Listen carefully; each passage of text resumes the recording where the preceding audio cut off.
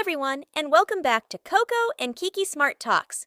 Today we're talking about something that's changing classrooms all around the world: artificial intelligence. AI can answer questions, write stories, and solve problems. But should it do your homework for you? Let's discover how to use AI the smart way while keeping our own brilliant brains growing every single day. Kiki, I found the coolest homework robot ever. I typed in my science assignment, and in just 2 seconds, it wrote a giant report about frogs. I almost shouted, "No more homework forever." But then my captain brain whispered, "Did you actually learn anything?" And suddenly I wasn't so sure. That feeling was your tummy signal helping you. AI can finish work very quickly, but learning happens inside your brain. Every time you think, write, read, or solve a puzzle, your brain gets stronger. If a robot does all the thinking, your amazing mind misses its chance to grow. So copying answers isn't really learning. It's like wearing somebody else's soccer trophy without ever playing the match. I might look successful, but I never practiced. And if someone asks me to explain it, I probably couldn't. I want my own victories. Inside your brain are billions of neurons. They connect every time you practice. Scientists call this neuroplasticity. The more you solve problems yourself, the stronger those pathways become. It's like building bigger and faster roads inside your brain. That's real learning. So homework is actually brain training. When spelling feels hard, my neurons are exercising. When math feels tricky, they're getting stronger. Even mistakes help my brain learn. That makes me feel much better about practicing. Imagine going to the gym, but asking a robot to lift every weight for you. The robot gets stronger. You don't. That's exactly what happens when AI writes all your homework. The computer exercises. Your brain sits on the bench. I think I understand now. The homework robot isn't supposed to replace me. It's supposed to help me. My imagination, my ideas, and my thinking are still the most important parts. Let me tell you about our friend Barnaby Bear. Barnaby had a big school project about space. But instead of reading his books and thinking for himself, he asked an AI homework robot to write the whole assignment. In just a few seconds, the robot created a fantastic report with big, impressive words. Barnaby smiled, printed it, and handed it to his teacher. He thought he had found the perfect shortcut.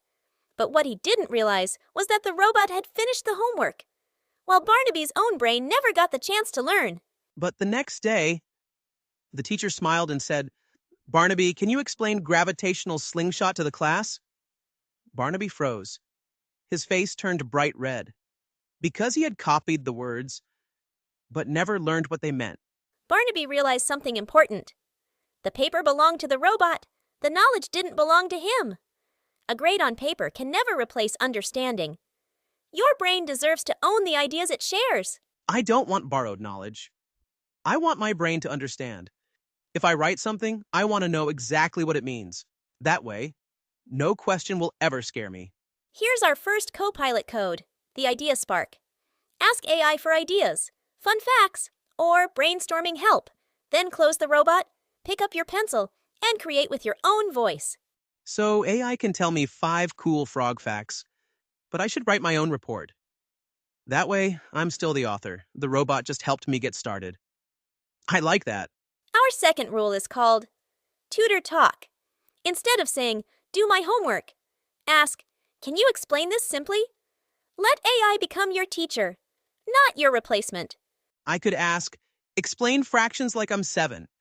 Then solve the worksheet myself. Now I'm actually learning, instead of just copying answers.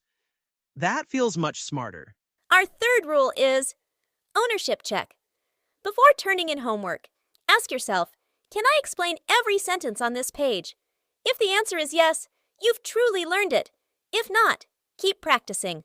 If I can't explain it, then my captain brain doesn't really own it yet. I'll rewrite it, study it, and make it mine. Because learning feels better when I actually understand. Parents can help too. Use AI together, read prompts together, celebrate curiosity, praise effort, not perfection. When children learn how to think, they're preparing for a lifetime of success. I'd rather earn my grade honestly than let a robot do everything. because every question I solve myself makes my brain stronger. And that's something nobody can take away. AI is an incredible invention. It can help scientists, doctors, teachers, and artists. But your imagination is something completely unique. No computer has lived your life. No robot has your dreams. That's why your own ideas matter so much. I'll still use AI, but as my study buddy. It can explain things, quiz me, and inspire me, but I'll always be the one doing the thinking. That makes me proud. To help families across the USA, UK, and India confidently navigate this massive new era of artificial intelligence in education, here is our AI academic safety blueprint. First, establish the co-pilot versus autopilot rule. Sit down with your kids and explicitly draw the line. AI is a brilliant tool for brainstorming project topics, organizing a study schedule, or clarifying a confusing math lesson. That is your co-pilot. But it must be strictly blocked from generating the final text, solving the equations, or doing the actual writing for them. That is the autopilot cheat, and it turns their learning completely off. Kiki, I completely get it now. When I was letting that homework robot type out all my sentences, I thought I was being super fast and clever. But really, I was just letting a machine build its muscles while my own brain sat lazily on the bench. From now on, I'm using AI to ask big questions and find cool facts, but my own hands are writing the paper. I want to look at my schoolwork on Friday and know that every single word belongs to me. It feels a million times better to actually understand. Audit the prompts, not just the paper. Casually review the actual search history prompts your child types into the AI tool. If they are prompting, write a poem about a tree, step in and pivot them to an active learning prompt like, give me 5 rhyming words for leaves. Value the process over the product. Change the way you praise and start celebrating the time your child spent struggling with a difficult sentence or editing a rough essay draft. Building resilience to mental friction is a child's #1 shield against academic shortcuts. Attention all Cubs and teammates watching at home.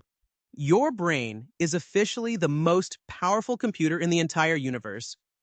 Don't let a tiny piece of software treat you like a passenger. It is totally fine to use the robot to look at the map, find new routes, or look up a tough word. But never, ever let a machine take the steering wheel of your education. This is your journey, your grade, and your mind. Let's stand up, take back the controls, and build those magnificent brain highways together. Before we finish today, I want every child listening to remember something important. Your brain is the most amazing computer in the universe.